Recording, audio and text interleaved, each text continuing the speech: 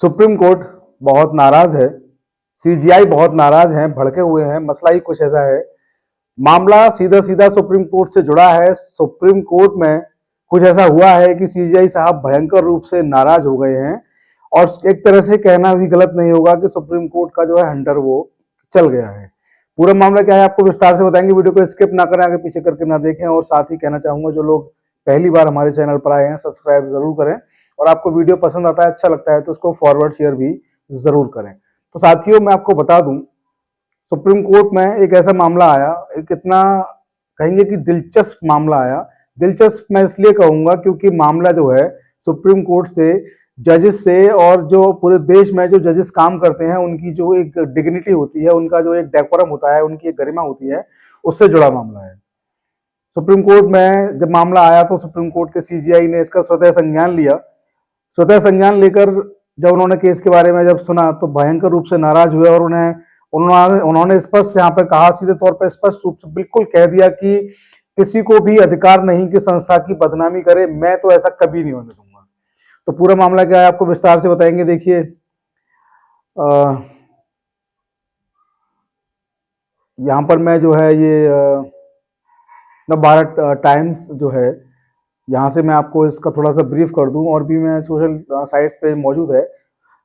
न्यायपालिका में भ्रष्टाचार पर कपिल सिब्बल से बोले सीजीआई सूर्यकांत, संस्था को बदनाम नहीं करने दूंगा, संस्था को बदनाम नहीं करने दूंगा, क्योंकि मसला जो है न्यायपालिका पर जो एक आरोप लगा भ्रष्टाचार का, उससे जुड़ा है। जब सीजीआई साहब को पता लगा कि केंद्रीय एजेंसी जो है, केंद्र के अधीन आने वाली एनसीईआरटी की बुक में 8वीं की जो 8वीं क्लास की जो किताब है, उसमें कुछ छपा जिसमें कि न्यायालय के भ्रष्टाचार के बारे में, पेंडिंग ऑफ केसेस के बारे में छपा। तो सीजीआई साहब को पता लगा तो भयंकर रूप से नाराज हुए। और क्या देखिए यहाँ पर लिखा है, एनसीईआरटी की 8वीं की किताब में न्यायपालिका में भ्रष्टाचार के टॉपिक से जुड़े मामले को सुप्रीम कोर्ट ने स्वतः संज्ञान लिया है, कॉग्निजेंस सोमोटो लिया है उन्होंने। सीजीआई सूर्यकांत ने कहा कि संस्था के प्रमुख होने के नाते उन्होंने अपनी ड्यूटी निभाई है। सुप्रीम कोर्ट ने एनसीईआरटी की 8वीं की नई सोशल साइंस की किताब के कुछ हिस्सों को लेकर बुधवार को कड़ी आपत्ति जताई। विवाद किताब में शामिल किए गए न्यायपालिका में भ्रष्टाचार टॉपिक को लेकर के हो रहा है। वरिष्ठ वकील कपिल सिब्बल ने जब यह मामला सीजीआई सूर्यकांत की अगुवाई वाली बेंच के सामने उठाया तो भारत के चीफ जस्टिस ने कहा कि अदालत ने इस मामले पर स्वतः संज्ञान लिया है। न्यायपालिका में भ्रष्टाचार पर क्या बोले हैं सीजीआई सूर्यकांत, तो देखिए, बार एंड बेंच ने सबसे पहले इस रिपोर्ट को छापा। बार एंड बेंच की रिपोर्ट के मुताबिक वरिष्ठ वकील कपिल सिब्बल ने सीजीआई की बेंच से शिकायत की कि एनसीईआरटी की 8वीं की क्लास के बच्चों को न्यायपालिका में भ्रष्टाचार की शिक्षा जो है वो दी जा रही है। देखिए, बड़ा गंभीर मामला है। यहाँ पर आप जनरल नॉलेज की या जीके की बात करें तो वहां तक समझ में आता है, लेकिन एनसीईआरटी की बुक में, एनसीईआरटी की जो बुक होती है, आपको पता होगा कि केंद्र के अधीन जो विद्यालय होते हैं, केंद्रीय विद्यालय इनको कहा जाता है, वहां पे पढ़ाई जाती है, और तमाम सिलेबस में एनसीईआरटी की बुक जो पढ़ाई जाती है। एनसीईआरटी की बुक में 8वीं की क्लास, जो 8वीं क्लास होती है, उनके छात्र छात्राओं को ये चैप्टर पढ़ाया जा रहा है कि न्यायपालिका में भ्रष्टाचार है। इसको लेकर के ये मामला है। कपिल सिब्बल ने सीजीआई की बेंच के सामने शिकायत की कि एनसीईआरटी की 8वीं क्लास के बच्चों को न्यायपालिका में भ्रष्टाचार की शिक्षा दी जा रही है। बहुत ही चिंताजनक स्थिति है। हम यहाँ बार की ओर से हैं। इस पर सीजीआई सूर्यकांत ने उन्होंने जवाब दिया कि प्लीज कुछ दिन इंतजार करिए, बार और बेंच सभी परेशान है, सभी हाईकोर्ट के जज जो है वो व्यग्र हैं। मैं इस मुद्दे पर स्वतः संज्ञान लूंगा, किसी को भी संस्था को बदनाम करने की अनुमति जो है वो नहीं है, कानून अपना काम करेगा। जब कपिल सिब्बल ने मामला उठाया तो सीजीआई सूर्यकांत ने यह भी बताया कि यह मामला पहले से उनके संज्ञान में है। उन्होंने कहा कि संस्था का प्रमुख होने के नाते मैंने अपनी ड्यूटी निभाई है, स्वतः संज्ञान लिया है। यह एक सोचा समझा कदम लगता है। देखिए, सीजीआई साहब की जो है ये टिप्पणी बहुत यहाँ पर अहम हो जाती है। इस टिप्पणी के मायने बहुत अहम हो जाते हैं, क्योंकि टिप्पणी जो है कोई छोटा मोटा आदमी नहीं कर रहा है। देश की जो सर्वोच्च अदालत है, देश का जो सबसे बड़ा कोर्ट है यानी कि सुप्रीम कोर्ट, और सुप्रीम कोर्ट के जो सबसे बड़े न्यायमूर्ति हैं, देश के सबसे बड़े जो जज हैं यानी कि सीजीआई सूर्यकांत साहब, वो इस बात को कह रहे हैं। इसलिए इस बात की अहमियत जो है बहुत ज्यादा हो जाती है। वो यहाँ पे स्पष्ट रूप से कह रहे हैं कि यह एक सोचा समझा कदम है, मैं इससे ज्यादा कुछ नहीं कहूंगा। अब कौन सोच सकता है इस बारे में, किसका ये कदम हो सकता है, ये मुझे बताना ज़रूरी नहीं है, आप लोग सब समझ पा रहे हैं कि किसकी सोची समझी ये कदम या रणनीति हो सकती है। संविधान के मूल ढांचे के खिलाफ जस्टिस जॉय मौल्या बागची। वहीं जस्टिस जॉय मौल्या बागची के अनुसार यह सीधे संविधान के मूल ढांचे पर हमला है। देखिए, ये सुप्रीम कोर्ट के न्यायमूर्ति हैं, 2 जजेस की जो बेंच है, सीजीआई साहब और जस्टिस जो बागची हैं, वो इसको देख रहे हैं, इस मामले की सुनवाई जो है वो कर रहे हैं सो मोटो में। तो देखिए, बड़ा गंभीर ये विषय है। ये सुप्रीम कोर्ट के जस्टिस हैं और ये भी यहाँ पर ये बात कह रहे हैं कि ये संविधान के जो मूल ढांचा है संविधान का, उस पर हमला है। मैं आपको बता दूं, संविधान का जो मूल ढांचा है उस पर जो अतिक्रमण कहेंगे या वायलेशन कहेंगे या हमला कहेंगे, उस पर ये करने का जो अधिकार है वो पूरे देश में किसी के पास नहीं। संविधान सर्वोपरि है और संविधान में जो मूल ढांचा है संविधान का वो सर्वोपरि है। तो ये संविधान के मूल ढांचे पर हमला है। सुप्रीम कोर्ट के जस्टिस जो हैं बागची, उनका कहना है। जस्टिस बागची बोले, किताब को लेकर लगता है कि बेसिक स्ट्रक्चर के खिलाफ है। किताब बेसिक स्ट्रक्चर के खिलाफ है। इंडियन एक्सप्रेस के अनुसार किताब में एक चैप्टर है, हमारे समाज में न्यायपालिका की भूमिका, उसी न्यायपालिका में भ्रष्टाचार को भी एक हिस्से के तौर पर पढ़ाया जा रहा है। बहुत गंभीर साथियों मसला है, क्योंकि मसला मैं कहना चाहूंगा सीधे सीधे केंद्र की सरकार से जुड़ा है, क्योंकि केंद्र में जो सरकार है उसके पास अथॉरिटी है इन बुक्स को छपवाने के लिए। एनसीईआरटी उन्हीं का एक हिस्सा है, उन्हीं की एक संस्था है जो इन बुक्स को पब्लिश करती है। तो देखिए, यहाँ पर जो छपा है, आप सोच सकते हैं किस तरीके की किताबें ये छप रही हैं। यहाँ पर 8वीं की क्लास में न्यायपालिका की अन्य चुनौतियों के भी चर्चे हैं। रिपोर्ट के अनुसार एनसीईआरटी की 8वीं की किताब के उस चैप्टर में न्यायपालिका में विभिन्न स्तर पर भ्रष्टाचार और कई कारणों से बहुत ज्यादा केसों के बैकलॉग, जिनमें जजेस की संख्या में कमी, जटिल कानूनी प्रक्रियाएं, खराब इंफ्रास्ट्रक्चर को न्यायिक व्यवस्था की चुनौतियों के रूप में वर्णित किया गया है। इसके साथ वरिष्ठ अधिवक्ता हैं अभिषेक मनु सिंघवी।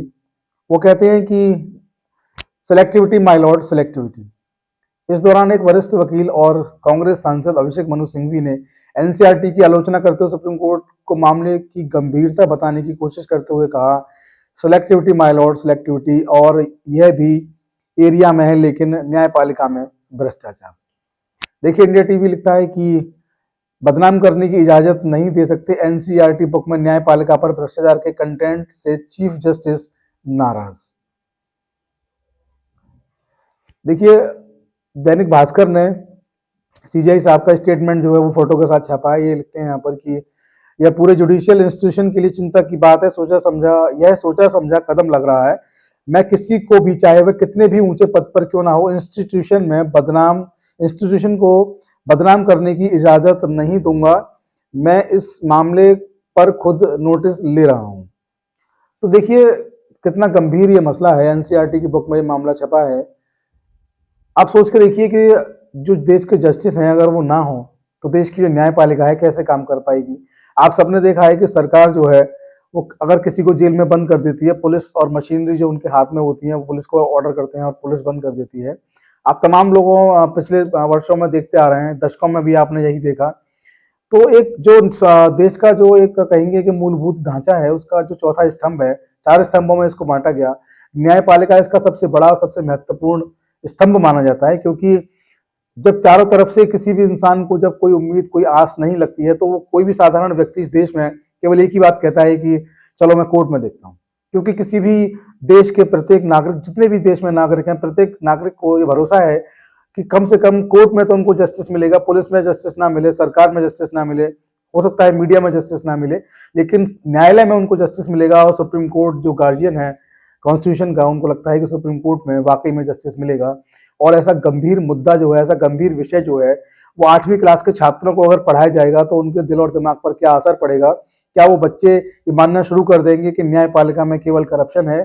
छोटे बच्चों का मन बहुत नाजुक, बहुत निर्मल, बहुत कोमल होता है। तो ऐसे जो टॉपिक हैं इस तरीके से उनको नहीं पढ़ाए जाने चाहिए। हम भी इसके पक्ष में नहीं है कि ऐसे टॉपिक छोटे बच्चों को इस तरीके से पढ़ाए जाने चाहिए।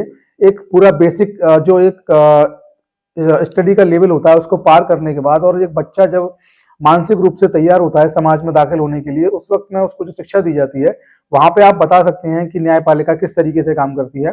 कुछ एक जस्टिस जो है न्यायपालिका में करप्ट होते हैं, लेकिन इसका मसला ये नहीं कि सारे जस्टिस जो हैं वो करप्ट हो जाएंगे। ये अलग बात है कि इनके जो मुकदमे हैं उनकी लंबी तादाद है। और अभी जस्टिस दिल्ली वाले जो हैं, जिनके घर में जस्टिस वर्मा का मैं जिक्र कर रहा हूँ, उनके घर में जो है, सॉरी गले में थोड़ी दिक्कत है, उनके घर में जो है नोट जो किस तरीके से वो जल गए थे और वो ये भी नहीं बता पाए थे कि ये नोट जो है वो कहाँ से आए हैं, फायर ब्रिगेड को आके आग बुझानी पड़ी थी। तो ये अलग मुद्दा है कि करप्शन के मसले कभी कभी जस्टिस जो है उन पर लगते रहते हैं, लेकिन ये कहना कि न्यायपालिका में भ्रष्टाचार है, पूरी तरह से ये बात जो है वो गलत है।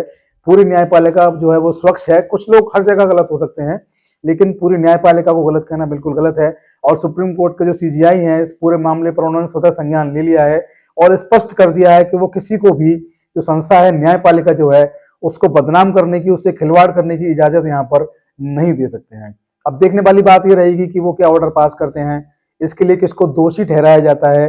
चैप्टर हटता है, चैप्टर रहता है, चैप्टर में संशोधन होता है और सरकार इस पूरे मसले को लेकर, क्योंकि सुप्रीम कोर्ट तक ये बात पहुंच गई है, सुप्रीम कोर्ट के सीजीआई ने इस पर स्टेटमेंट जारी कर दिया है, तो देखने वाली बात ये भी रहेगी कि सरकार इस पर क्या एक्शन लेती है। सरकार चुपचाप बैठकर सुप्रीम कोर्ट के आदेश का इंतजार करती है या सरकार सुप्रीम कोर्ट के आदेश से पहले इस पर संशोधन करवा देती है, ये देखने वाली बात रहेगी। तो फिलहाल आज की वीडियो में इतना ही। जो भी नया अपडेट होगा उससे आपको अपडेट कराते रहेंगे। बने रहे हमारे साथ। जय हिंद, जय भारत, नमस्कार।